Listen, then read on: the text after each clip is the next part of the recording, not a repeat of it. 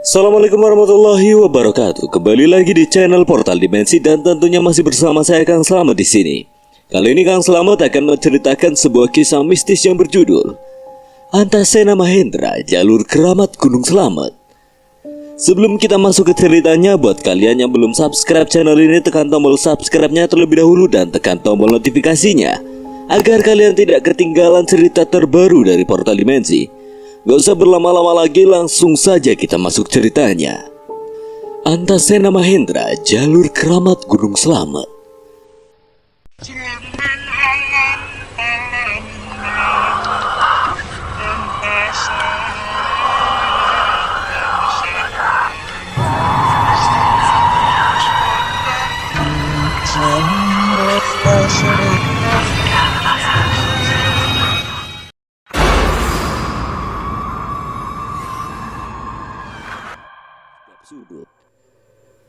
Kabut yang menyelimuti hutan tersebut semakin menutupi pandangan kami. Suara samar-samar terdengar di sekitar kami, dan bayangan-bayangan yang lewat di antara pepohonan semakin sering terlihat. Namun kami tetap fokus pada tujuan kami dan berusaha untuk tidak terpengaruh oleh hal-hal yang tidak nyata. Kami harus berpegangan pada satu sama lain agar tidak terpisah di tengah kabut yang lebat ini. Langkah-langkah kami menjadi lebih berhati-hati karena kami tidak dapat melihat dengan jelas jalur yang kami lewati. Suasana semakin mencekam dan aku merasa seakan-akan ada kehadiran yang mengawasi kami di balik kabut tersebut. Suasana semakin mencekam, terutama saat kami mendengar suara-suara aneh di tengah kabut tebal. Aku mengingat nasihat Mbak Dharma untuk tetap waspada dan tidak terpengaruh oleh hal-hal yang tidak nyata. Dalam kegelapan yang menyelimuti hutan, aku dapat merasakan kehadiran yang mengintai di sekitar kami. Perlahan-lahan sebuah bayangan muncul dari balik kabut, mengelilingi kami dengan misterius. Suasana menjadi semakin tegang saat bayangan itu semakin jelas dan mendekat, menciptakan aura yang menakutkan di sekeliling tempat ini. Namun saat berada di tengah hutan, aku yang berada di paling belakang merasa ada sesuatu yang mengikuti kami. Aku ingin menoleh, namun teringat perkataan Mbah Dharma untuk tidak menoleh ke belakang. Akan tetapi tidak untuk Reza, entah dia memang merasakannya atau tidak hingga membuat dirinya menoleh ke arah belakang. Matanya mulai melebar saat melihat ke arah belakangku. Tangannya menggapai bahu Kuncoro, sontak Kuncoro ikut berbalik dan melihat apa yang dilihat Reza.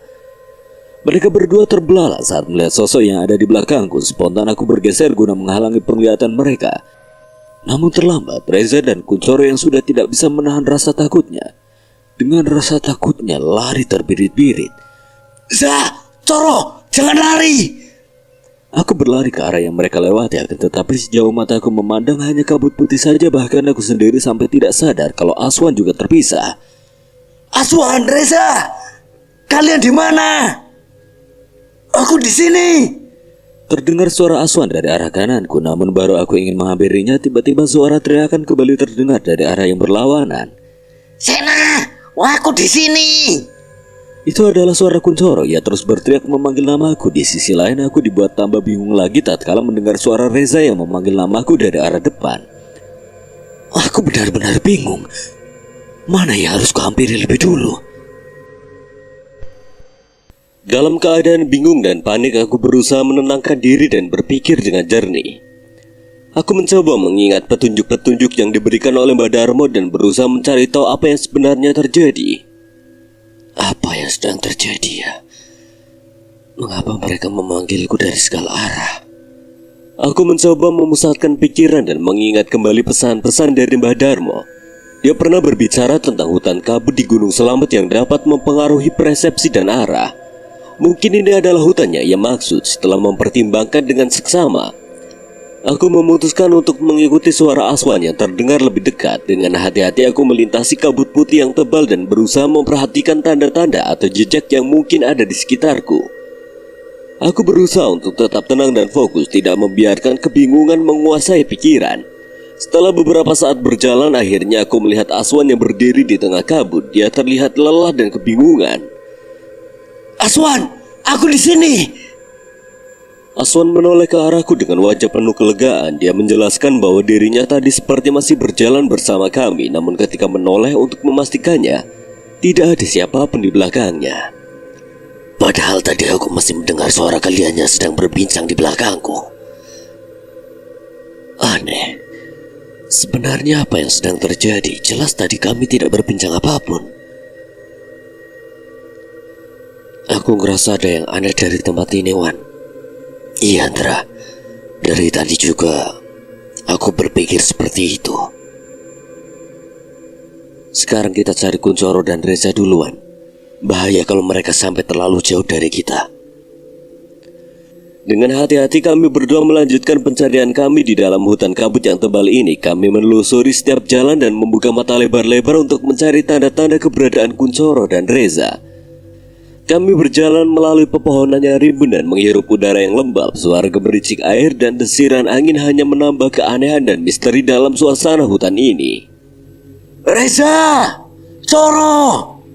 Kalian di mana? Kami terus berkomunikasi dengan suara keras agar Kuncoro dan Reza dapat mendengar panggilan kami. Kami berharap mereka juga mencoba mencari kami dengan cara yang sama. Setelah mencari tanpa hasil selama beberapa waktu, aku dan Aswan memutuskan untuk berhenti sejenak dan istirahat di sebuah tanah lapang yang kami temukan di tengah hutan. Kami duduk di bawah pohon besar, mengambil napas dalam-dalam mencoba menenangkan diri setelah perjalanan yang melelahkan. Sulit sekali menemukan mereka, Andra. Kita harus tetap tenang dan terus berusaha, Wan. Kuncoro dan Reza pasti juga sedang mencari kita. Kami berdiskusi sejenak mencoba mencari strategi baru untuk melanjutkan pencarian. Aku tidak boleh panik dengan keadaan. Hal tersebut malah akan membuat kami tambah kebingungan karena tidak bisa berpikir dengan baik. Setelah beberapa saat menghela nafas dan sudah merasa segar kembali, aku dan Aswan kembali melanjutkan perjalanan. Ayo kita cari lagi, Wan. Aswan bangkit dan bersiap-siap. Kami melanjutkan perjalanan, berharap dapat menemukan jejak atau tanda-tanda keberadaan Kuncoro dan Reza.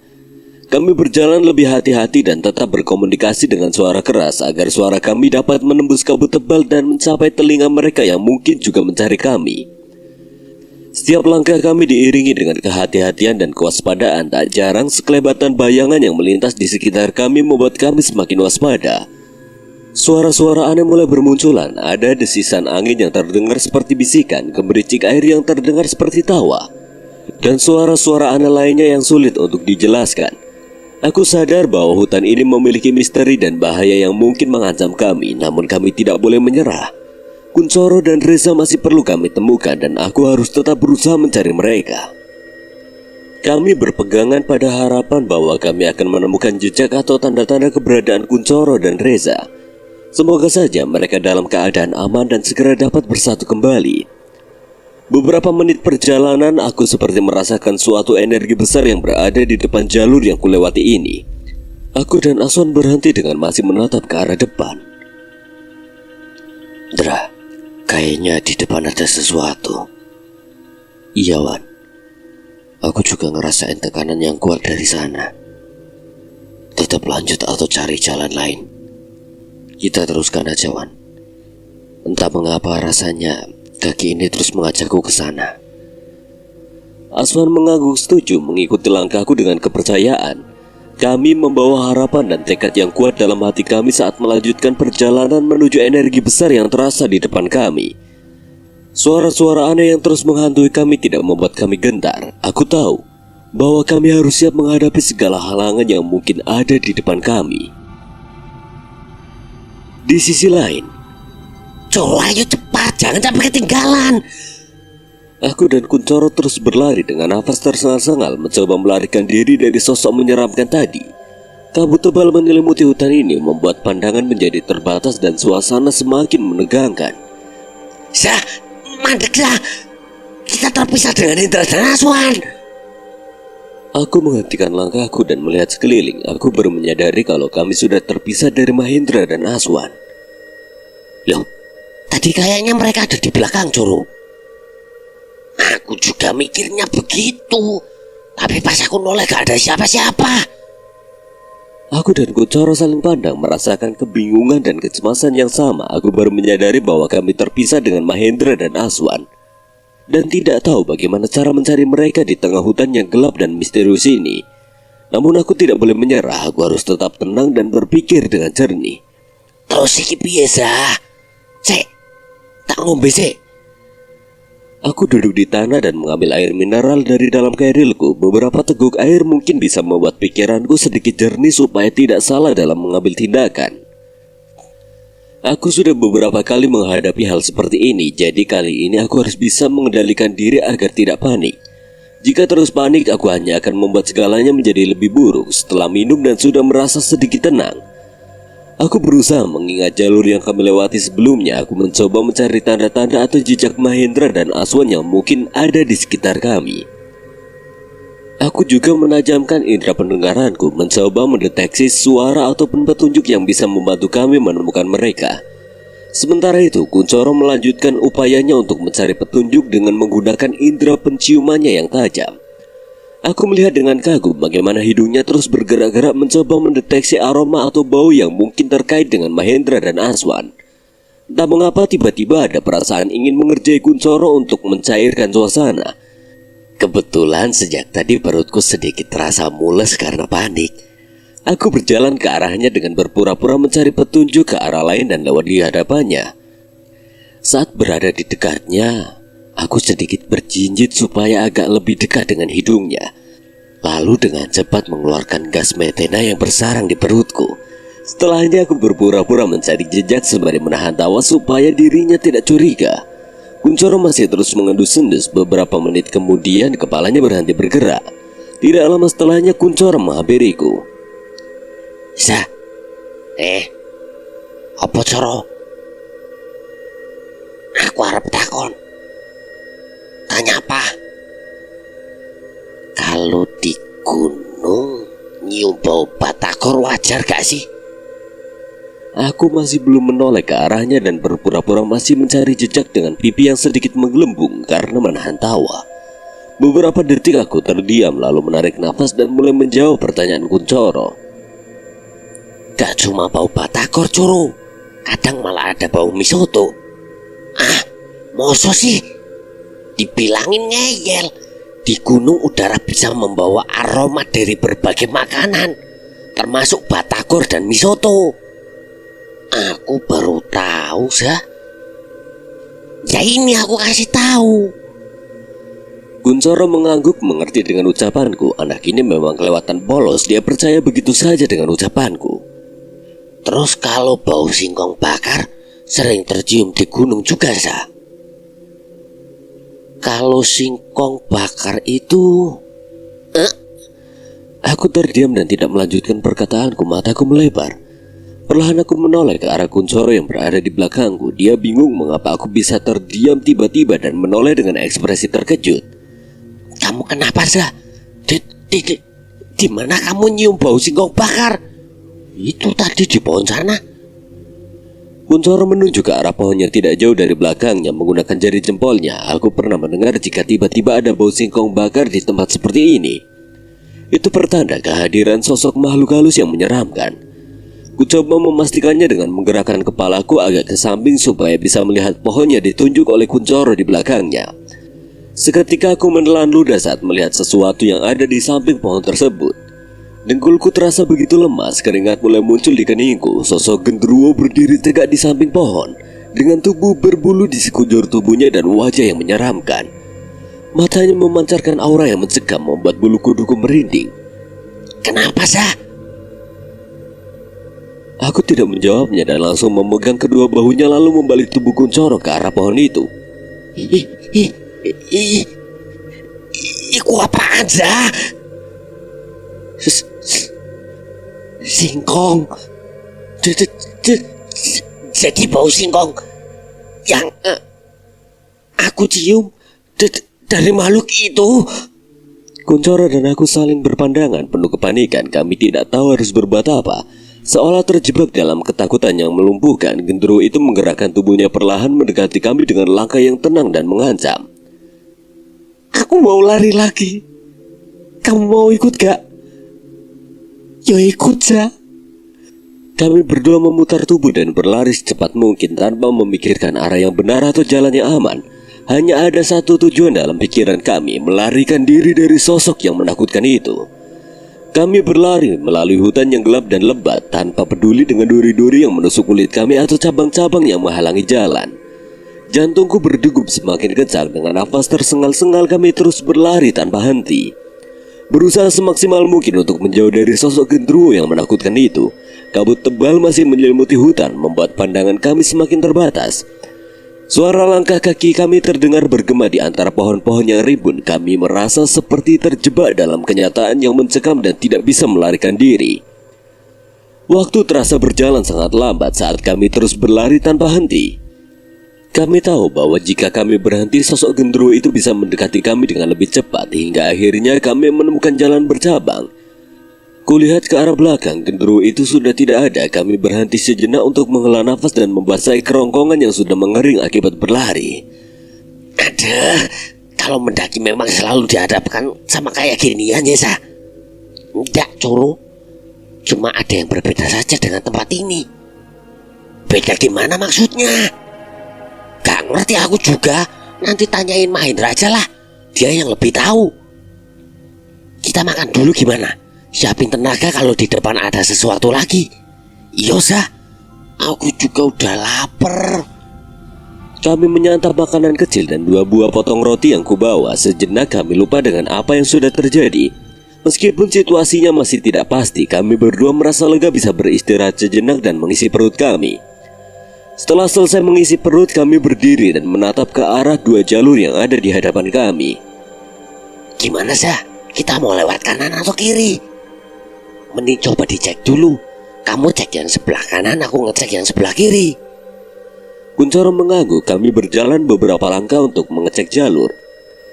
Paling tidak kami harus bisa melewati jalur yang agak sedikit terbuka. Jalur sebelah kiri agak sedikit terbuka dan ada jalan setapak seperti memang sengaja dibuat untuk dilewati. Namun ada satu hal yang membuatku enggan untuk melewati jalur ini. Itu semua karena penampakan sosok berkuncup yang berdiri tegak di setiap pohon besar yang ada di jalur tersebut. Mungkin jalur yang dicek Kuncoro adalah pilihan yang terbaik. Aku segera beranjak kembali menuju tempat tadi kami menyantap makanan. Kuncoro sudah lebih dulu menunggu di sana, tetapi raut wajahnya seperti orang yang sedang ketakutan. Gimana, Curu? Jalur kanan aman gak? Jalurnya sih terbuka, Sa. Dan ada jalan setapak juga. Nah, yowis, kita lewat sana saja. Jalur kiri banyak pocong, Curu. Tapi, Sa, tapi apa? Jalur kanan banyak ibu-ibu berdaster putih lagi ngerumpi di pohon. Dan ada juga yang melayang-layang. Sosoknya gak cuma satu, Sa. Ku coba berjalan melihat jalur yang sebelah kanan, memastikan apakah benar yang diucapkannya itu. Sebab aku sendiri juga enggan untuk melewati jalur sebelah kiri. Aku melihat dengan ngeri saat melihat jalur sebelah kanan terdapat beberapa sosok kuntilanak yang bertengger di atas pepohonan. Mereka memiliki rambut panjang yang terurai dan berwarna hitam pekat, kulit mereka pucat dan mata mereka memancarkan cahaya merah yang menyeramkan. Sosok-sosok kuntilanak itu terlihat melayang-layang dari satu pohon ke pohon lainnya dengan gerakan yang anggun namun menakutkan. Terlebih lagi yang paling membuatku bergidik ngeri adalah adanya sosok kuntilanak berwarna merah di antara mereka. Sosok ini terlihat lebih besar dan lebih menyeramkan daripada yang lainnya. Rambutnya terurai panjang dan wajah yang menyeramkannya terlihat hancur, dengan mulut yang terkoyak hingga membentuk senyum yang mengerikan. Kulitnya terkelupas dan berlumut, tampak seperti terbakar atau terkena bahan kimia yang merusak. Hidungnya yang hancur hanya menyisakan lubang hitam yang mengerikan. Semua itu menciptakan wajah yang penuh dengan kehancuran dan kengerian yang sulit diungkapkan dengan kata-kata. Ia terlihat seperti pemimpin dari kelompok kuntilanak tersebut. Sosok kuntilanak merah itu terus mengawasi sekelilingnya dengan tatapan tajam dan penuh ancaman. Aku tidak berani melanjutkan perjalanan melewati jalur sebelah kanan yang dipenuhi oleh sosok-sosok kuntilanak yang menakutkan ini. Dengan perasaan cemas dan ketakutan, aku memutuskan untuk kembali ke Kuncoro. Aku tidak ingin mengambil resiko dengan menghadapi sosok kuntilanak yang begitu menakutkan di jalur sebelah kanan.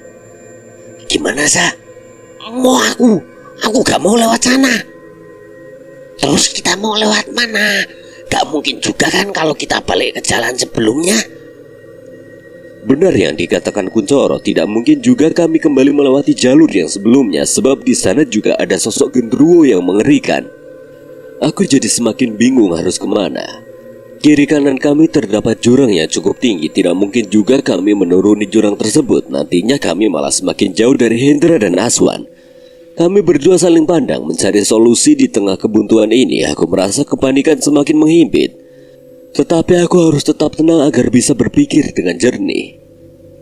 Mau gak kamu kita harus memilih salah satu dari jalur ini, Coro? Kamu yakin, Sa? Gak ada pilihan lagi. Jika kita turun ke jurang, nantinya kita malah semakin jauh dari Hendra dan Aswan. Ya wes, aku manut kamu aja, mau lewat mana? Kayaknya mending jalur kiri, Coro. Di sana kan cuma ada pocong. Kita jalan cepet sambil baca doa saja. Aku gak berani kalau harus lewatin kuntilanak merah dan gendruwo itu. Tenan mau lewatin pocong-pocong itu. Yo, aku pernah nonton di TV. Kalau dikejar pocong kita tinggal jalan zigzag. Mereka bakal kesulitan ngejar kita. Kalau kuntilanak dan gendruwo itu pasti dengan mudah bisa ngejar kita. Bener juga ya. Lompatnya pasti susah. Ya wis, kita lewat jalur kiri aja. Semoga saja informasi yang kudapatkan ini tidak salah. Kami berdiri bersebelahan memandang ke arah jalur sebelah kiri, menyiapkan mental dengan apa yang akan kami lewati nanti. Kamu bisa baca ayat kursi kan, Coro? Memang kenapa, Sah? Bisa gak? Jangan bilang kamu gak bisa baca ayat kursi. Enak aja, yo bisa. Biar tampilan begini aku masih bisa baca ayat kursi loh. Ya wes bener, kita jalan sambil baca itu yo. Oke, Sah. Oke, ayo jalan. Kamu duluan. Lah kok aku yang duluan, Sah? Katanya kamu hafal ayat kursi. Yo iyo aku hafal, tapi kenapa harus aku? Kamu kan juga bisa. Aku dulu kebanyakan PS-an, jadi masih belum hafal semua ayatnya. Oh, bocah gemblong. Kirain tadi mau ngece. Gak taunya malah sendirinya yang gak hafal. Aku hanya menyeringai sembari menggaruk kepala yang tidak gatal. Sebenarnya aku hafal beberapa ayat, namun ada ayat yang aku lupa. Jadi lebih baik kusuruh dia berjalan di depan sambil membaca ayat kursi, supaya aku bisa mengingatnya. Wes ayo jalan. Kuncoro mendengus. Ia melangkah lebih dulu dan mulai membaca ayat kursi. Kami berjalan melewati pocong-pocong yang berdiri di samping pohon di sepanjang jalur pemandangan ini. Semakin menambah kengerian perjalanan kami. Pocong-pocong yang kami lihat terlihat begitu menyeramkan. Tubuh mereka terbungkus kain kafan yang penuh bercak tanah dan terlihat lusuh.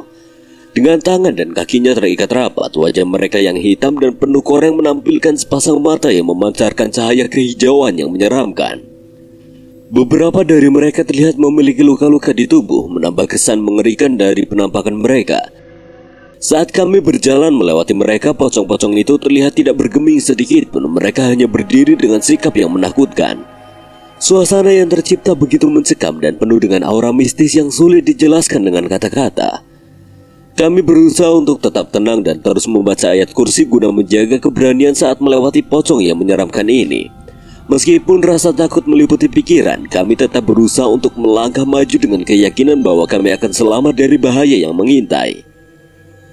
Di tengah perjalanan, tiba-tiba Kuncoro berhenti berjalan. Pandangannya terpaku melihat ke arah depan. Kenapa berhenti, Coro? Ada yang berdiri di depan jalur, Sah. Aku terperanjat saat Coro berkata seperti itu, namun aku juga penasaran. Sosok apa yang membuat Kuncoro seketika berhenti berjalan? Ku coba melihatnya dengan berjalan beberapa langkah ke samping Kuncoro. Kali ini aku yang terpaku saat melihat penampakan di depan. Aku dibuat bergidik ngeri saat melihat sosok pocong yang berdiri di depan jalur. Pocong ini memiliki rupa yang lebih menyeramkan dan berbeda dari pocong pada umumnya. Tubuhnya terbungkus kain kafan berwarna hitam yang terlihat usang dan kusut. Dengan serat-serat yang terjulur dan menggantung, wajah pocong itu terlihat hancur dan terdistorsi, tidak seperti wajah yang kita temui sebelumnya. Kulitnya yang hitam dan penuh koreng menampilkan ekspresi yang mengerikan. Ukuran pocong ini juga berbeda dari yang kami lewati tadi. Ia jauh lebih besar dan lebih tinggi, memberikan kesan yang lebih menakutkan dan mengancam. Keberadaannya yang begitu dekat dengan kami membuat kami merasakan ketegangan yang semakin meningkat. Rasa takut kembali meliputi pikiran, namun sebisa mungkin aku harus tetap berusaha untuk tenang dan menjaga keberanian.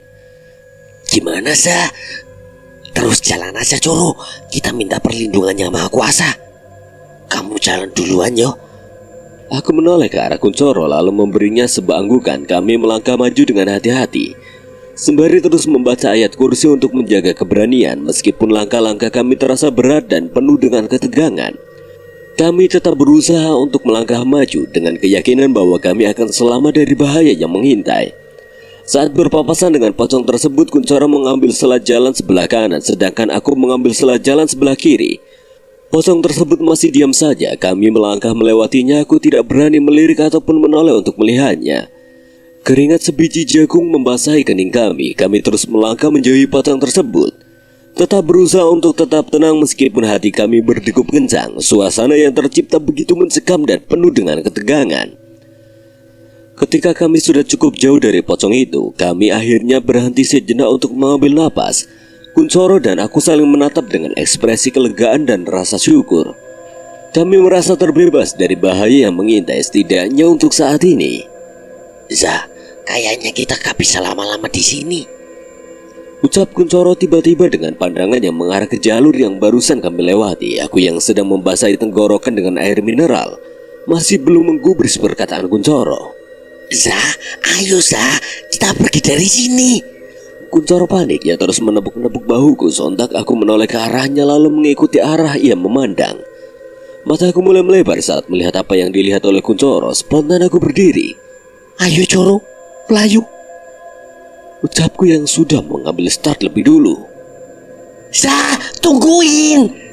Kuncoro menyusulku di belakang. Kami berlari sekuat tenaga menghindari pocong hitam yang tadi. Dengan napas terengah-engah kami terus berlari semaksimal mungkin, berusaha menghindari pocong hitam yang terus mengikuti kami. Rasa takut dan kepanikan memenuhi pikiran kami. Tetapi kami tidak boleh menyerah. Kami harus terus berjuang untuk bertahan dan mencari jalan keluar dari situasi yang semakin mencekam ini. Kami berlari zigzag berharap dapat mengelabui pocong tersebut, namun percuma saja. Pocong itu mengejar kami dengan melayang di udara, tidak seperti pocong yang ada di film. Za, berhenti Za, sudah gak ono. Mendengar itu aku berhenti berlari lalu memperhatikan sekeliling hutan dengan seksama. Aku baru menyadari bahwa jalur sekarang terlihat lebih terbuka dan tidak ada lagi penampakan pocong hitam yang mengejar kami. Namun hutan ini masih diselimuti oleh kabut yang tebal. Anehnya, meskipun seharusnya masih siang, hutan ini terasa seperti sedang dalam suasana subuh. Ini kita sedang mendaki apa sedang main setan-setanan sih Za? Selama aku mendaki, pendakian inilah yang paling melelahkan Coro. Aku coba untuk menenangkan diriku dan Kuncoro meskipun hati masih dipenuhi rasa was-was. Kami duduk bersandar di pohon yang ada di sekitar kami, mencoba melepas lelah sejenak. Hutan ini terasa seperti sarang demit di mana berbagai makhluk yang sebelumnya tidak terlihat mulai bermunculan dengan berbagai macam bentuk yang menyeramkan. Kami duduk bersama, merasa lelah dan terkejut dengan keadaan sekitar. Hutan ini terasa begitu misterius dan penuh dengan kejutan yang tidak terduga. Namun kami tidak boleh menyerah. Kami harus tetap tenang dan berusaha mencari jalan keluar dari hutan ini. Aku kebelet ngoyo Za, gara-gara berhenti minum terus. Ya wes, aku juga kebelet Coro. Kami bergerak masuk ke dalam semak-semak mencari tempat yang strategis untuk kami buang air kecil. Meskipun suasana yang mencekam masih ada di sekeliling, namun kebutuhan fisiologis kami tidak bisa ditahan lebih lama lagi. Setelah selesai buang air kecil, kami kembali ke tempat kami sebelumnya untuk beberapa saat istirahat sebelum melanjutkan perjalanan. Namun saat baru saja berbalik arah untuk kembali, kami tiba-tiba terperanjat mendengar suara semak yang terinjak di dekat kami. Jantungku mulai berdegup kencang kembali dan perasaan waspada langsung menyelimuti diriku. Aku dan Kuncoro saling pandang, menunjukkan bahwa kami berdua merasakan kehadiran yang tidak terduga ini. Kami berusaha tetap tenang dan mencoba mencari tahu sumber suara tersebut dengan hati-hati. Kami bergerak mendekati semak-semak yang terdengar ada gerakan. Napas kami terengah-engah dan setiap langkah kami penuh dengan kewaspadaan. Kami tidak tahu apa yang mungkin menanti kami di balik semak-semak itu. Ketika kami sudah beberapa meter mendekati semak-semak, suara semakin jelas dan terdengar keras. Kami mempertahankan jarak dan memperhatikan dengan seksama. Tiba-tiba seekor babi hutan yang cukup besar melompat keluar dari semak dan berlari menuju arah kami. Lari Coro! Tanpa ragu, kami berbalik arah dan berlari kembali ke tempat kami tadi. Babi itu terus mengejar kami dengan kecepatannya. Suara kaki babi yang menghantam tanah semakin membuat kami panik dan berusaha semakin cepat. Sesampainya di tempat istirahat, kami melihat ke segala arah. Kami bingung harus kemana. Piye kisah kita kemana? Aku sedikit mengingat mengenai apa yang harus dilakukan ketika sedang dikejar babi. Salah satunya adalah mencari tempat yang tinggi.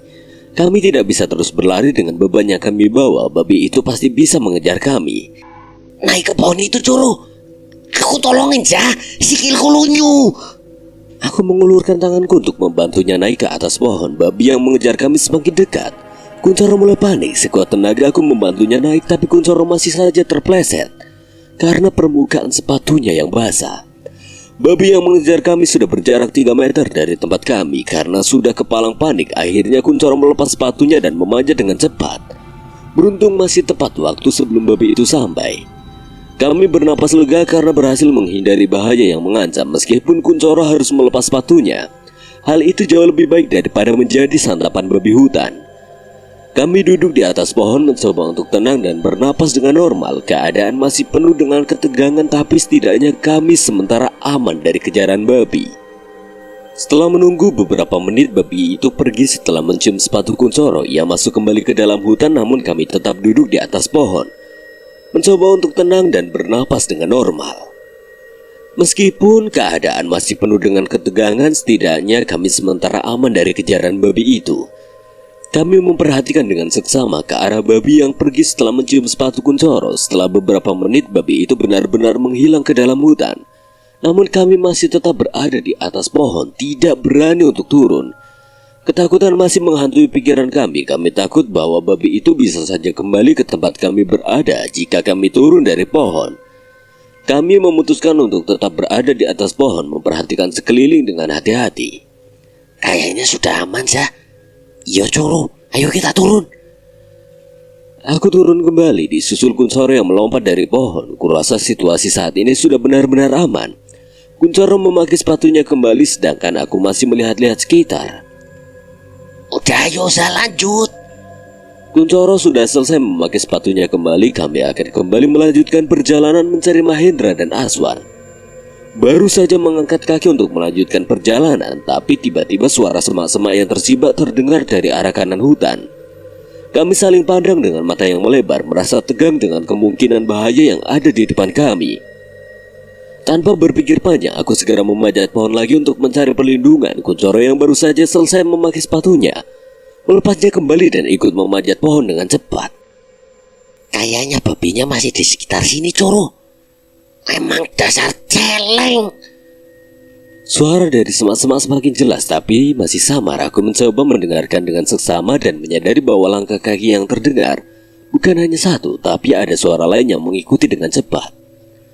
Kami berdua saling berpandangan, merasa semakin waspada dan tegang. Kami tidak tahu apa yang sedang mendekati kami, tapi kami tidak ingin mengambil resiko. Kami harus tetap berada di atas pohon, mencari tahu apa yang sedang terjadi dan menjaga diri kami sendiri. Kami duduk di atas pohon dengan hati-hati, memperhatikan dengan seksama ke arah suara yang semakin mendekat. Adrenalin kami memuncak dan kami siap menghadapi apapun yang akan datang. Tak lama kemudian, seekor babi hutan yang tadi mengejar kami lari terbirit-birit seperti takut dengan sesuatu yang mengejarnya di belakang. Aku dan Kuncoro saling pandang. Kami bingung dengan apa yang bisa membuat babi besar itu lari dengan ketakutan seperti itu. Aku dan Aswan kembali melanjutkan perjalanan mencari Reza dan Kuncoro. Kami khawatir terjadi sesuatu pada Reza dan Kuncoro.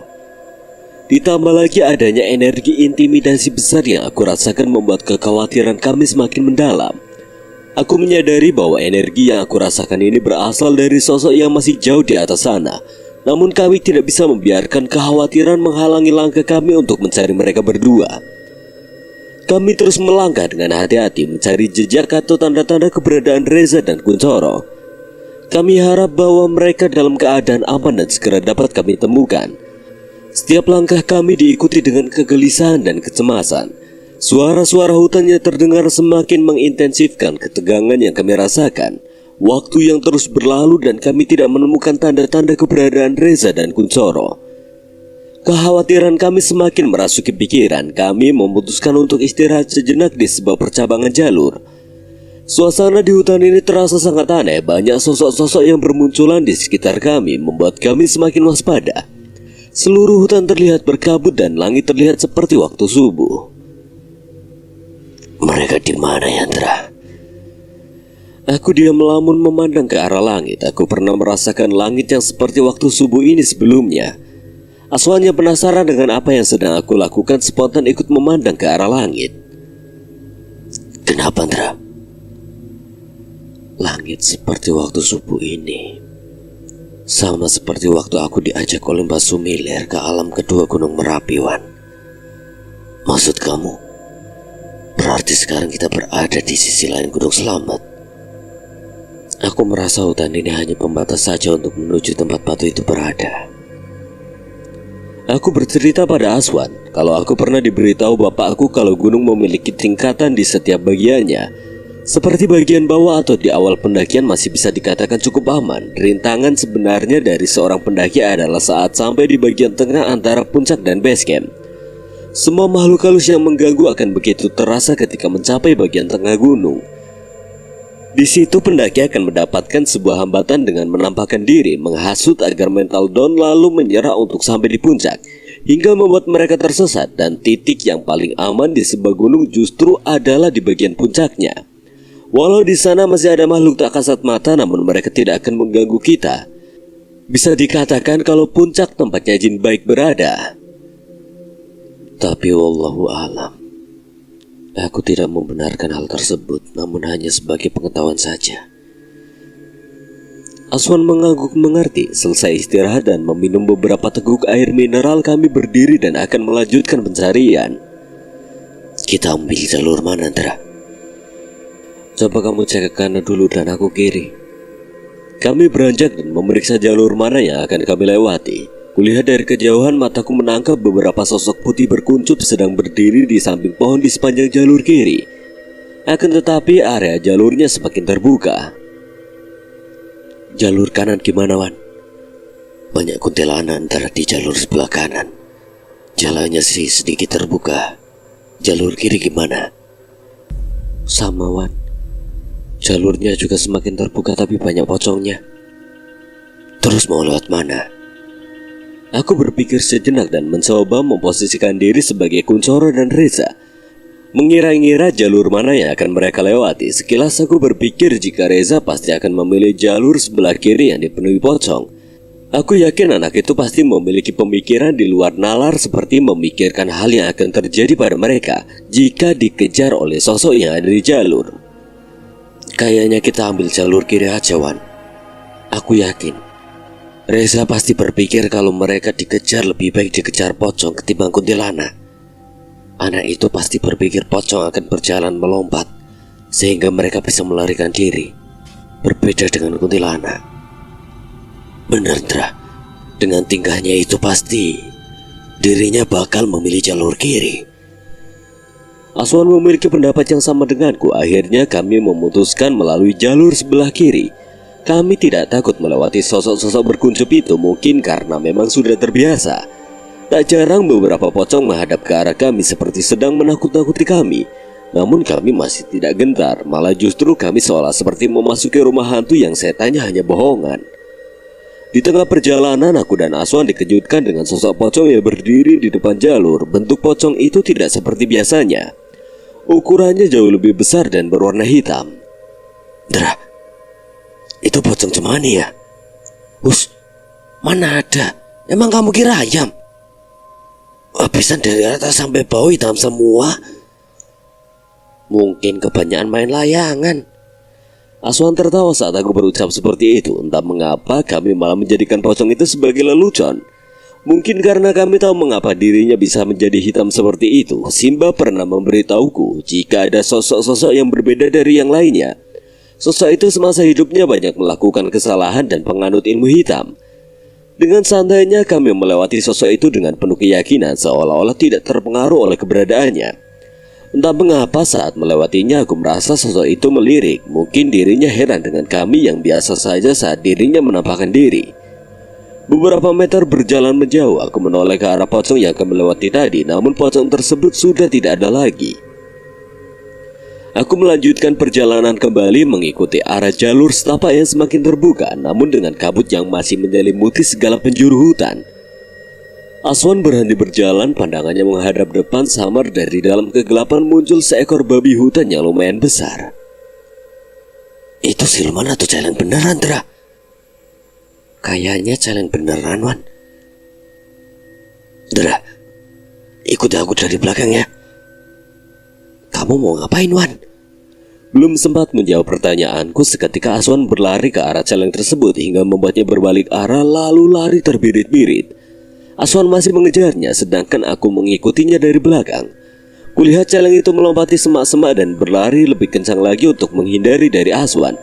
Mungkin celeng itu tahu kalau yang mengejarnya bisa membuat nyawanya melayang, maka dari itu ia lari terbirit-birit.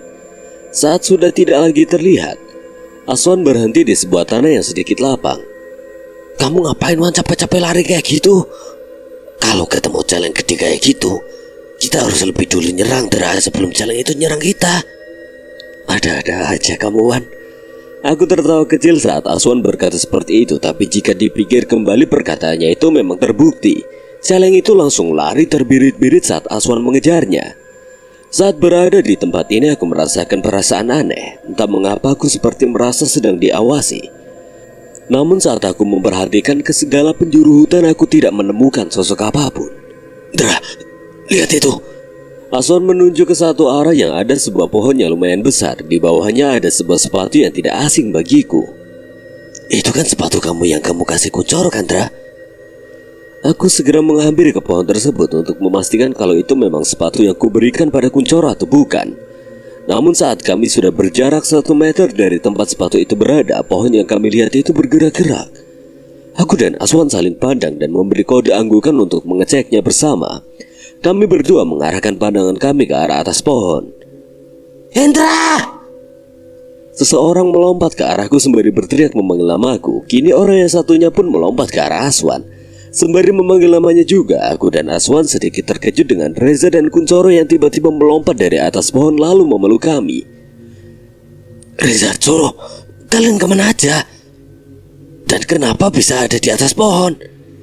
Panjang ceritanya, Wan. Pokoknya kami sudah banyak melalui hal-hal yang mengerikan. Dan yang membuat kami naik ke atas pohon karena kami dikejar sama celeng tadi. Jadi kami mengamankan diri di atas pohon. Iya, Sena, kami benar-benar mendapat hal yang menyeramkan. Wong celeng ketemu celeng kok ora wani, Zaza. Sembarangan kalau ngomong. Kamu kira aku dari ras celeng? Itu sepatu kenapa dilepas, Coro? Itu dia. Aku pasti kejar-kejar dan mau naik ke atas kepleset terus gara-gara banyak tanah di alasnya. Ngono toh. Ya wis, kita istirahat dulu aja ya, Andra, di sini. Isi tenaga dulu. Aku setuju dengan usulan Aswan. Kami harus mengisi ulang tenaga lebih dulu sebagai modal tenaga mencari jalan keluar dari hutan ini. Kami mengeluarkan matras lalu duduk bersama di atas matras. Kami merasa lega bisa beristirahat sejenak setelah melewati perjalanan yang penuh dengan bahaya dan ketakutan. Udara di sekitar kami terasa segar dan tenang, memberikan suasana yang nyaman untuk beristirahat. Aku mulai menyalakan kompor portable dan menyiapkan peralatan lainnya untuk memasak makanan. Aswan membantu mengatur logistik dan bahan-bahan makanan yang akan kami masak. Reza dan Kuncoro dengan cekatan memotong-potong bahan makanan tersebut dengan pisau lipat yang mereka bawa. Kami saling berbincang-bincang sambil menyiapkan makanan, meskipun masih ada rasa ketegangan dan kekhawatiran di dalam hati kami. Tetapi momen ini memberikan sedikit kelegaan dan kehangatan di tengah situasi yang sulit. Reza bercerita padaku kalau dirinya dan Kuncoro sempat bertemu beberapa sosok yang menyeramkan, dari genderuwo, kuntilanak merah, hingga pocong hitam. Aku tahu sosok kuntilanak dan pocong yang ia maksud itu pasti sosok-sosok yang ada di percabangan jalur tadi. Tadi pas di percabangan jalur, aku sengaja milih jalur yang ada pocongnya, biar kalau dikejar bisa ngindar dengan lari zigzag. Yosena, kami ngira pocong itu melompat-lompat kayak di film. Tapi pas ngejar kami gak taunya pocong itu bisa terbang. Ternyata pemikiran kamu benar, Dra. Mereka memilih jalur yang ada pocongnya. Aku udah paham banget dengan pemikiran dia yang di luar nalar, Wan. Kalian ngomongin apa toh? Peringas-peringis. Aku dan Aswan hanya tertawa sambil menggeleng-gelengkan kepala. Kami memilih untuk tidak memberitahu Reza dan Kuncoro mengenai apa yang kami bicarakan. Aku tahu bahwa pemikiran Reza memang seringkali unik dan di luar kebiasaan. Tapi itulah yang membuatnya menjadi pribadi yang unik dan menyenangkan. Kami berdua memahami bahwa setiap orang memiliki cara berpikir yang berbeda-beda. Pemikiran yang di luar nalar atau di luar kebiasaan bukanlah sesuatu yang buruk, melainkan sebuah keunikan yang membuat setiap individu menjadi istimewa. Tapi aku sangat bersyukur memiliki teman sepertinya. Walaupun selalu dihadapkan dengan hal-hal yang baginya mengerikan, namun dirinya tidak menjadikan hal tersebut sebagai penghalang hobi mendakinya. Aku mengerti, sebenarnya ia tahu jika mendaki dengan kami yang memiliki tujuan yang berhubungan dengan hal gaib, dirinya selalu ingin menemaniku tanpa memikirkan apa yang akan terjadi nanti. Setelah makanan matang, kami duduk bersama dan menikmati santapan kami dengan lahap. Rasa lapar kami terobati dan energi kami kembali terisi. Kami saling berbagi cerita dan tawa, mencoba melupakan sejenak ketakutan dan mencegah kecemasan yang menyelimuti pikiran kami. Walau hanya mie soto menggunakan telur dan beberapa potong sosis, makanan ini terasa begitu nikmat ketika memakannya di tempat seperti ini. Setelah menyantap makanan selesai, kami duduk bersama sambil menikmati minuman kami yang hangat. Teh dan kopi menghangatkan tubuh kami yang lelah setelah perjalanan panjang. Kami menikmati kebersamaan ini sambil menunggu makanan kami dicerna dengan baik di dalam perut. Oh iya Sena, aku harap takon. Takon apa? Emangnya di gunung tuh sering tercium bau batagor dan mie soto? Aku mengernyitkan dahi, bingung dengan apa yang dimaksud oleh Kuncoro. Aswan yang mendengar ucapan Kuncoro pun juga ikut heran. Maksudnya gimana, Coro? Iya Sena, tadi sewaktu aku dan Reza terpisah dari kalian, aku sempat mencium bau batagor. Nah, aku heran kenapa di gunung ada bau batagor. Terus aku tanya ke Reza, katanya di gunung memang sering ada bau batagor dan mie soto. Emang bener ya? Mendengar perkataan Kuncoro, spontan aku dan Aswan menoleh ke arah orang yang memberinya informasi seperti itu. Reza yang sedang kami perhatikan pura-pura meniup teh yang panas sembari membuang muka. Di gunung mana ada bau batagor, Coro, kecuali dari orang yang sebelumnya makan batagor. Kuncoro mendongak mencoba mencerna perkataanku. Matanya mulai melebar saat sudah mengerti dengan maksud perkataanku. Wasem, Zah, jadi bau batagor itu dari kentut kamu. Lagi dan lagi aku tidak bisa menahan tawa jika dihadapkan dengan tingkah mereka berdua. Bisa-bisanya si Reza berakal-akalan seperti itu. Reza menoleh ke arah kami sembari menyeringai lalu membalas perkataan Kuncoro. Maaf Kroco, aku cuma mau ngetes indera penciuman kamu. Bocah gemblong, awas kamu, bakalan aku balas nanti. Kamu belum pernah ngerasain bau kentut orang yang habis makan sate kelata. Aku pastiin kamu akan pingsan seminggu. Walah, seminggu? Aku dan Aswan tidak bisa berhenti terkekeh melihat mereka berdebat hingga tiba-tiba suara tawaku terhenti tatkala mendengar suara langkah kaki berdebam. Aku dan Aswan seketika berdiri, Kuncoro dan Reza celingukan panik dengan suara besar yang tiba-tiba muncul. Kami semua langsung menjadi serius saat mendengar suara langkah kaki yang berdebam dari arah jalur yang akan kami lewati. Kami saling pandang, raut wajah kami penuh dengan kecemasan. Ndra, iya Wan, ini aura yang tadi kita rasakan. Aku segera mengajak mereka untuk berberes peralatan dan sampah-sampah bekas makanan kami. Aku ingin memastikan dari mana suara ini berasal.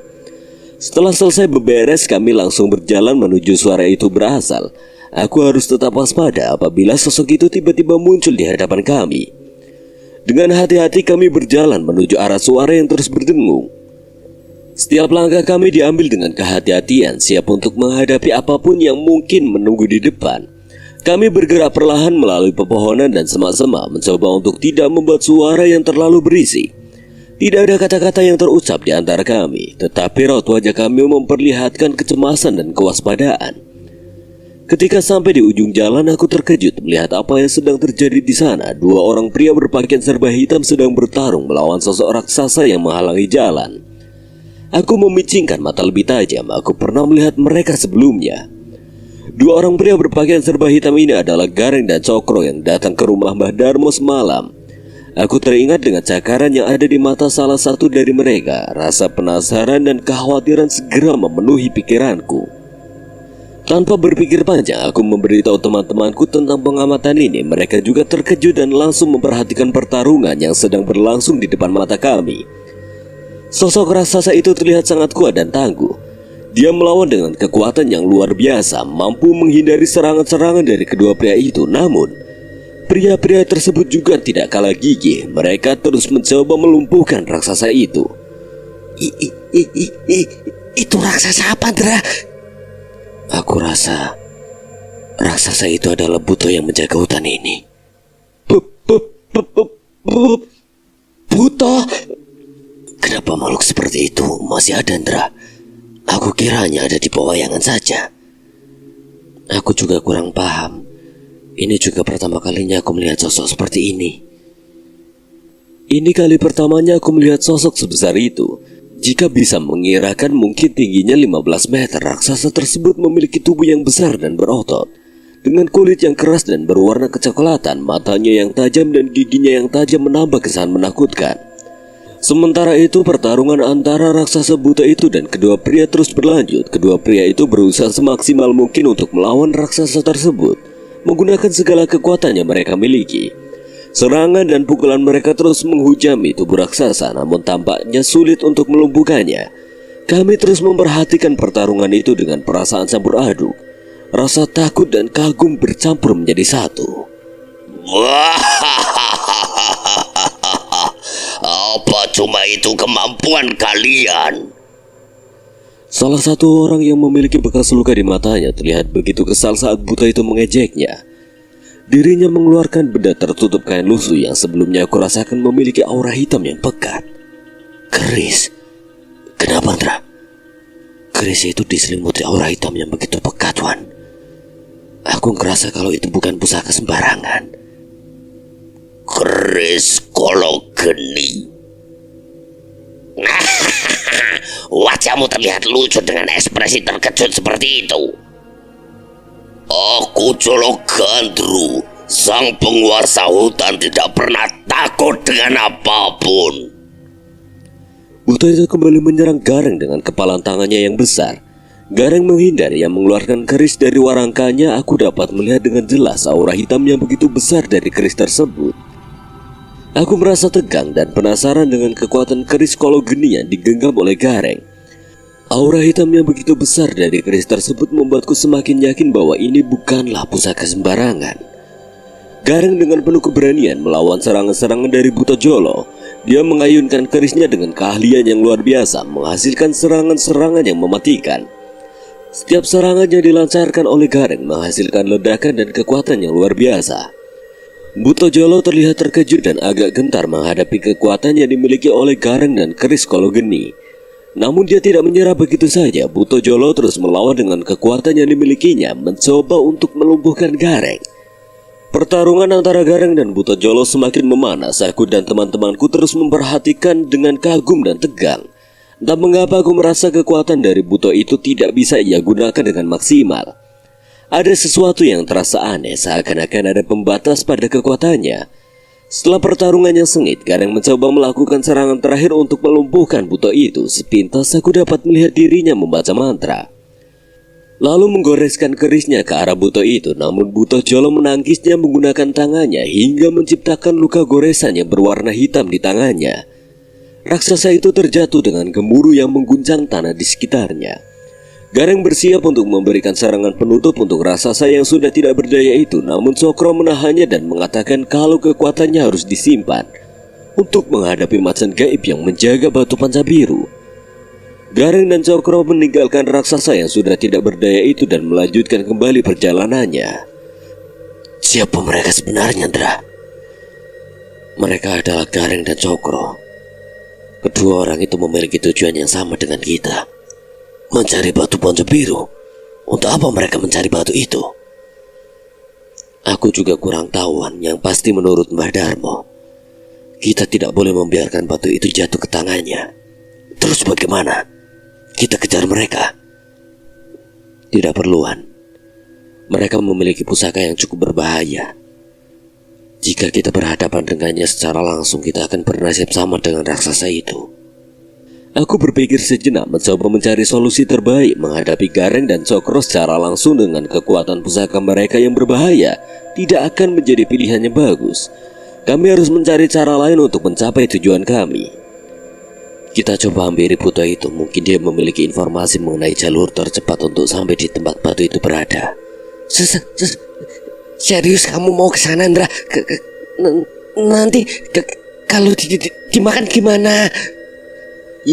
Iyo Sena, nanti kita malah dimakan sama dia gimana? Tidak ada yang ingin makan daging kalian, pahit rasanya. Kalian tunggu di sini, biar aku dan Aswan yang menghampiri buta itu. Yo wis, jangan lama-lama yo. Aku dan Aswan segera beranjak menghampiri ke tempat buta itu berada. Entah mengapa aku tidak merasakan ketakutan sedikit pun terhadap buta ini. Malah justru dari dalam diriku timbul ingin menolong dirinya. Saat semakin dekat dengan buta itu, seketika dirinya mengambil posisi duduk dengan masih memegangi tangannya yang terluka, lalu menatap dengan tatapan yang aneh saat matanya terfokus ke arahku. Assalamualaikum. Sopo kowe? Saya Sena. Saya hanya ingin bertanya sesuatu pada Yai. Kowe si jenis sopo? Saya Aswan. Apa tujuanmu teko kene? Kami ingin mencari batu pusaka ponco biru yang ada di sini. Buta itu terlihat kesal saat aku berkata seperti itu. Dirinya mencoba berdiri namun kembali terduduk karena kehabisan tenaga. Luka goresan di tangannya terlihat semakin lebar seolah aura hitam dari serangan keris itu menggerogotinya secara perlahan. Apa kowe bolone wong mau ha? Tidak. Tujuan kami memang sama dengan mereka, tapi kami membutuhkan batu itu untuk menyegel pagar gaib di satu tempat yang bernama Alas Talangan. Alas Talangan? Buta itu terkejut, dirinya terlihat seperti sadar akan satu hal, namun aku tidak tahu apa itu. Jika Yai berkenan memberitahu kami jalur tercepat untuk mengambil batu tersebut, aku akan coba membantu untuk mengobati luka di tangan Yai. Yo wis, aku akan memberitahu jalur tercepat menuju ke sana jika dirimu bisa mengatasi luka ini. Tapi jika tidak bisa, aku tidak segan menyantap kalian berdua. Aswan menyenggol bahuku, dirinya terlihat tidak yakin dengan kesepakatan ini, namun aku hanya membalas kecemasannya itu dengan sebuah senyuman. Jika yang kuasa berkehendak, tidak ada yang tidak mungkin, Wan. Aku melangkah maju menuju luka goresan di tangan buta itu. Banyak yang Aswan belum tahu karena dirinya disibukkan dengan kuliahnya, sedangkan aku terus berlatih dengan Simba di rumah. Boleh saya lihat lukanya, Yai? Buta Jolo merentangkan tangannya yang terluka padaku. Aku mengambil dua benda yang berada di dalam tasku dan menggenggamnya menggunakan tangan yang terpasang cincin Pancasona. Kutaruh tanganku sejengkal dari luka goresan di tangan buta itu, lalu membaca amalan yang sudah diajarkan Simba. Perlahan aura hitam yang keluar dari luka tersebut terserap ke arah benda yang kugenggam. Setelah aura hitamnya menghilang, kini cahaya hijau mulai menutup kembali luka goresan itu.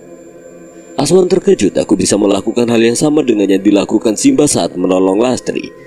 Buta Jolo pun melebarkan matanya saat lukanya berhasil pulih kembali. Sudah selesai, Yai.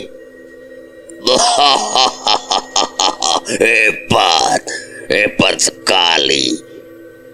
Dirimu mengingatkanku dengan seseorang yang aku kenal. Benda apa yang kamu gunakan untuk menutup luka gaib ini? Aku membuka telapak tanganku dan menunjukkan benda yang aku genggam. Buta Jolo yang sebelumnya senang karena lukanya sembuh, seketika ekspresinya berubah menjadi datar saat melihat benda ini. Watu Pancasona, Pancaireng lan Ponco Ijo. Bocah, siapa kau sebenarnya? Saya Antasena Mahendra. hanya orang kampung biasa, Yai. Lagi-lagi Buto Jolo terkejut saat aku menyebutkan nama lengkapku. Dirinya menaruh lututnya ke tanah dan menundukkan kepalanya ke arahku, seolah sedang memberi hormat. Aku dan Aswan saling pandang, bingung dengan apa yang dilakukan Buto Jolo. Yai, tidak perlu seperti ini kalau hanya untuk berterima kasih.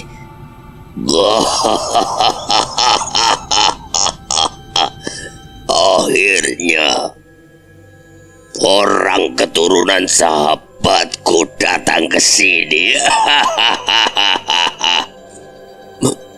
Maksudnya, Yai? Senopati Joyondaru. Dia adalah sahabatku sekaligus yang memberiku perintah untuk menjaga tempat ini. Bak tersambar petir di siang bolong. Aku dan Aswan terkejut dengan perkataannya. Pantas saja timbul rasa di dalam diriku untuk menolongnya. Jika aku tahu dari awal, mungkin aku akan membantunya di pertarungan tadi. Maaf, Yai Jolo. Yai Jolo kenal dengan Eyang Senapati. Lele, aku tidak hanya mengenalnya saja. Aku sempat menemani perjalanannya di beberapa gunung. Buto Jolo melanjutkan ceritanya. Dulu dirinya sempat ikut Eyang Sena dalam melakukan perjalanannya. Menurut Buto Jolo, dulu dirinya adalah salah satu buto yang bisa dibilang jahat karena suka memangsa manusia di satu desa terpencil. Pada satu hari saat sedang berkeliaran di hutan, dia bertemu dengan seorang pria yang sangat kuat dan berwibawa. Pria itu adalah Senapati Jayandaru, seorang pengembara yang entah dari mana asalnya. Awalnya Buto Jolo melihat Senapati sebagai musuh, tetapi setelah mereka berdua terlibat dalam pertarungan yang sengit, Buto Jolo mengakui kekuatan dan keberanian Senapati. Menurutnya Eyang Sena memiliki tujuan yang mulia, yaitu melindungi dan menjaga keseimbangan alam sekaligus mengajarkan agama yang dianut Eyang Sena pada siapapun yang ingin mengikuti jejaknya menjadi seorang muslim. Eyang Sena percaya bahwa tidak semua makhluk jahat adalah benar-benar jahat, dan Buto Jolo adalah salah satu contohnya. Eyang Sena melihat potensi kebaikan dalam diri Buto Jolo dan memutuskan untuk memberinya kesempatan untuk berubah. Saat itu Buto Jolo juga tidak mengerti mengapa dirinya ingin mengikuti jejak Eyang. Akhirnya Eyang Sena mengajak Buto Jolo bergabung dengannya dalam perjalanan menuju Alas Talangan. Buto Jolo menerima tawaran tersebut dengan hati terbuka, melihat kesempatan menebus kesalahannya dan menggunakan kekuatannya untuk tujuan yang baik. Mereka berdua menjalani perjalanan bersama, menghadapi berbagai macam rintangan dan bahaya selama perjalanan itu. Buto Jolo belajar banyak tentang kebaikan, keberanian, dan arti sejati dari persahabatan. Dia juga belajar mengendalikan kekuatannya dengan bijaksana tanpa menyalahgunakannya. Ketika sampai di Alas Talangan, Buto Jolo bersama Eyang Sena dan beberapa orang yang ikut dengannya berhasil menghadapi dan mengalahkan setan terkutuk di Alas Talangan, lalu membuat pagar gaib untuk menyegel makhluk terkutuk itu. Setelah selesai dalam pertempuran Alas Talangan, Eyang Sena memiliki tujuan lain dan ingin melanjutkan perjalanannya seorang diri. Namun sebelum dia menitipkan 5 batu pusaka di beberapa gunung. Dan di Gunung Selamat ini Buto Jolo diberi perintah untuk menjaga batu panca biru di hutan kabut ini agar tidak ada orang yang mengambil batu tersebut sebelum orang yang ditakdirkan tiba. Namun Eyang Sena juga memberi peringatan padanya untuk tidak melukai orang dengan kekuatan aslinya. Buto Jolo menerima tugas tersebut dengan tanggung jawab yang besar. Dia bersumpah untuk menjaga batu pusaka tersebut dengan baik agar tidak jatuh ke tangan yang salah. Pantas saja. Tadi aku melihat pertarungan Yai seperti sedang tertahan untuk mengeluarkan seluruh kekuatan Yai. Mereka akan kujadikan lalapan jika aku menggunakan kekuatanku sepenuhnya. Berarti Yai kenal dengan Ki Jaya juga. Yo, dia yang menjaga di bawah untuk memperingati orang yang naik mencari batu tersebut. Aku masih tidak menyangka dengan semua ini. Eyang Sena seperti sudah menyusun semua ini sejak dulu. Lalu bocah ini siapamu? Aku merasakan darah Senapati juga ada di dirinya. Saya Aswanata Dewandaru, Yai. Kami berdua bersaudara. Baiklah. Bahkan aku beritahu kalian kalian menuju jalur tercepat untuk sampai di tempat batu itu berada. Aku dan Aswan saling pandang. Kami senang Buto Jolo mau menunjukkan tempat di mana batu itu berada. Namun dirinya tidak bisa ikut dengan kami. Dirinya hanya memperingati agar berhati-hati pada keris pusaka yang dibawa Gareng. Kami berdua mengangguk sebagai tanda mengerti. Kami sangat berterima kasih kepada Buto Jolo atas bantuannya. Kami siap melanjutkan perjalanan menuju tempat batu panca biru berada dengan hati yang penuh semangat. Buto Jolo memberikan petunjuk dengan rinci tentang jalur tercepat yang harus kami tempuh. Dia juga memberikan beberapa nasihat penting, terutama tentang keris pusaka yang dibawa oleh Gareng. Buto Jolo memperingatkan kami untuk berhati-hati dengan serangannya, sebab bisa berakibat fatal. Aku kembali menuju tempat Kuncoro dan Reza menunggu di balik pepohonan. Sesampainya di sana kulihat mereka berdua tertidur dengan saling menyandarkan tubuh. Bisa-bisanya dalam keadaan seperti ini malah tertidur dengan nyamannya. Mau kemana, Ndra? Mau minta tolong Yai Buto? Aku akan mengerjai dua anak yang sedang tidur pulas itu dengan meminta Yai Buto untuk menakut-nakutinya.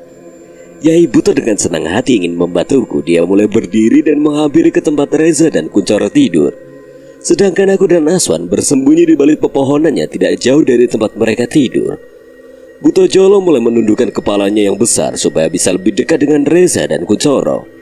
Yai Buto mendengus-dengus dan menciptakan angin yang lumayan kencang ke arah Coro dan Reza. Mereka masih belum respon. Buto Jolo menoleh ke arahku. Aku memberi isyarat padanya untuk meraung di dekat mereka. Buto Jolo mengangguk lalu menarik nafas dalam-dalam dan bersiap meraung.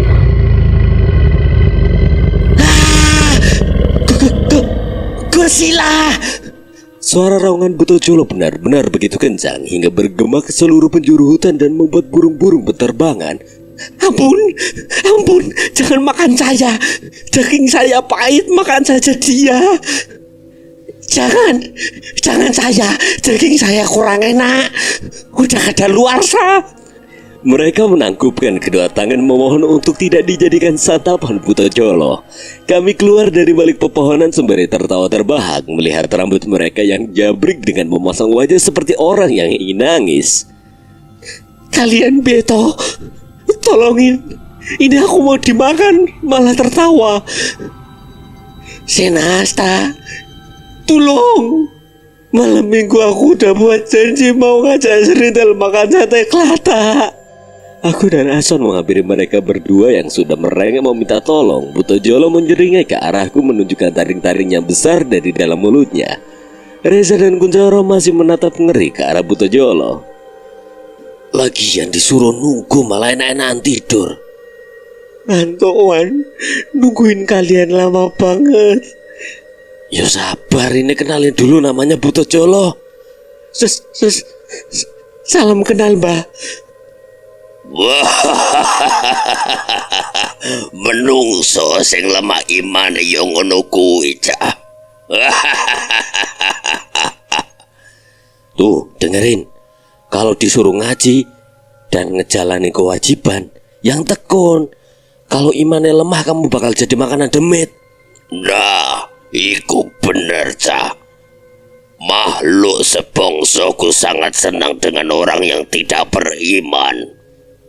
Aku dan Aswan mendengarkan dengan serius apa yang Buto Jolo sampaikan kepada kami. Terutama Reza dan Kuncoro. Kami menyadari betapa pentingnya iman dan tekun dalam menjalankan kewajiban kita sebagai manusia.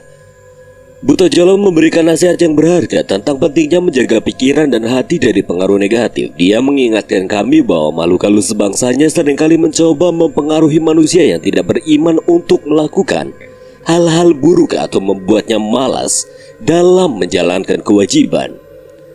Dia menekankan bahwa dengan iman yang kuat kita akan mampu menghadapi segala macam tantangan dan menjaga diri kita dari bahaya. Iya, Mbah. Pulang dari sini saya akan belajar ngaji. Saya janji. Pesteno, ucapanmu itu benar. Jika tidak, aku akan datang menghampirimu. Yo wes cah, aku balik. Lanjutkan perjalanan kalian. Jika butuh bantuan jangan segan memanggil namaku. Aku akan datang membantu sebisaku. Matur suwun, sudah mau mengobati lukaku. Saya juga terima kasih karena sudah mau memberitahu jalur tercepat ke tempat batu tersebut berada. Buto Jolo beranjak pergi masuk ke dalam kabut. Perlahan siluet dirinya mulai memudar. Aku merasa terharu dan terinspirasi oleh sikap baik Buto Jolo. Meskipun dia adalah makhluk halus, dia tetap peduli dan siap membantu kami dalam perjalanan kami. Aku sangat berterima kasih atas bantuan dan nasihatnya. Setelah Buto Jolo pergi, aku merenung sejenak tentang betapa pentingnya memiliki iman yang kuat dan tekun dalam menjalankan kewajiban. Kisah perjalanan Eyang dan Buto Jolo membuatku semakin yakin bahwa perjalanan ini memiliki makna yang mendalam dan penuh dengan ujian juga pembelajaran. Aku kembali fokus pada tujuan kami, yaitu mengambil batu panca biru. Semangatku melanjutkan perjalanan Eyang Sena semakin membara. Aku siap menghadapi segala tantangan dan mengambil hikmah dari setiap pengalaman yang kami hadapi. Dengan semangat yang baru, aku dan Aswan melanjutkan perjalanan kami. Kami berjanji untuk menjaga iman dan tekun dalam menjalankan kewajiban kita sebagai manusia. Kami yakin bahwa dengan keyakinan dan kesungguhan kami akan berhasil mencapai tujuan kami dan melindungi batu panca biru dengan bijaksana. Perjalanan ini bukan hanya tentang melawan makhluk halus atau menghadapi bahaya fisik, tetapi juga tentang pertumbuhan pribadi dan spiritual. Kami berharap bahwa perjalanan ini akan membawa kami pada kebijaksanaan dan kekuatan yang lebih besar, serta membantu kami menjadi manusia yang jauh lebih baik dan bertanggung jawab. Dengan semangat yang membara, kami melanjutkan perjalanan kami menuju tempat batu panca biru. Kami mengikuti jalur yang ditunjukkan oleh Buto Jolo agar bisa mencapai tujuan sebelum Gareng dan Cokro. Perjalanan ini tidaklah mudah. Kami harus melewati hutan yang lebat dan jalannya terjal, namun kami tetap bersemangat dan tekun dalam menjalankan langkah kami. Setiap tantangan yang kami hadapi, kami terima sebagai pembelajaran dan kesempatan untuk tumbuh dan berkembang. Setelah setengah jam melalui tebing dan lembah, akhirnya kami sampai di sebuah tanah lapang dan sebuah gua yang tertutup pepohonan rambat. Aku membersihkannya menggunakan golok untuk melihat gua tersebut. Entah perasaan apa yang sekarang kurasakan sekarang ini. Aku merasakan kehadiran dengan aura intimidasi yang begitu besar. Aku pun selingkuhkan melihat ke segala penjuru hutan. Kulihat Aswan juga melakukan hal yang sama denganku. Dirinya berputar memperhatikan segala sudut tempat ini. Keringat mulai muncul di keningku karena merasakan tekanan yang begitu besar. Kuncoro dan Reza bingung dengan apa yang sedang terjadi padaku dan Aswan. Wajar saja, mereka tidak bisa merasakan aura gaib yang ada di sini. Maka dari itu mereka heran melihat kami yang merasa was-was dengan aura mengerikan ini. Kalian berdua kenapa? Aku masih belum menggubris perkataan Reza. Aku masih fokus mencari asal aura ini. Hingga tiba-tiba aku merasakan sesuatu mendekat dari dalam gua dan dari arah hutan samping gua. Karena kabut, kami belum bisa memastikan sosok apa yang mendekat ke arah kami. Dua buah cahaya seperti mata yang menyala muncul dari dalam gua. Tidak lama setelahnya, dua buah cahaya lagi muncul dari balik kabut yang ada di samping gua. Saat sosoknya semakin terlihat jelas, seketika kami merapatkan diri untuk berjaga-jaga. Ndra, itu... Iya Wan, macan gaib penjaga batu panca biru.